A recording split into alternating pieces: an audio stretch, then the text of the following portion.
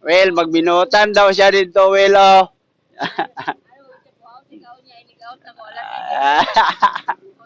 Pakawa ka atong kuan na atong sakyanan ninyo ba para ato di mo si RDL.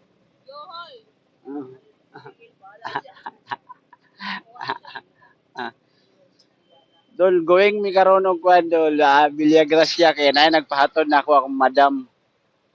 Pakyaw ni. O sa kalibo isa kalibo bayad ani. Pakyaw kwartahan man kun siya dol kay kuan na siya ba nakabananeg ka ng kuan bitaw businessman.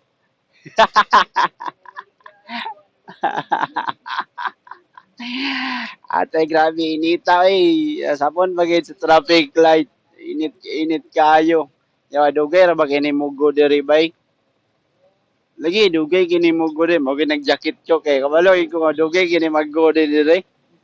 Sa diri nga traffic light. Nasa mga 4 minutes, 4 minutes siguro. Asa ni mugo diri. Dito, dali ra to mugo dito. Ang pinakadugay kinin diri, dugay mo ni pinakadugay diri mugo. Maabot na diyag 10 minutes. Lah, wala na, go na siya. Una man din mo go. Ang kilid naman na. Ang kilid, dali ra na siya mugo. Dali ra po kaya na mo palong. Pero kanang sa street, dugay gina. Ay, pagkainit sa kalibutan. Oh. Ayan. Maulaw to. Maulaw to si Andro. Maulaw to siya. Ha? Nagbulag dyan sila? Murag. Kung mubalik siguro ito manguwak. Amlam na si Andro. Sa una na sige ingon niya.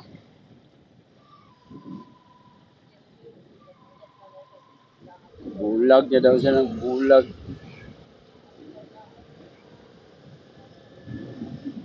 Nailada ko, Dro. Bulag.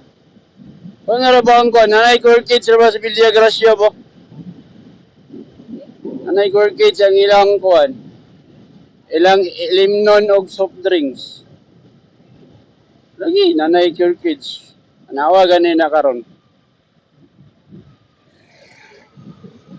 Oh. Anay core kids niya. Oh, bago lang na.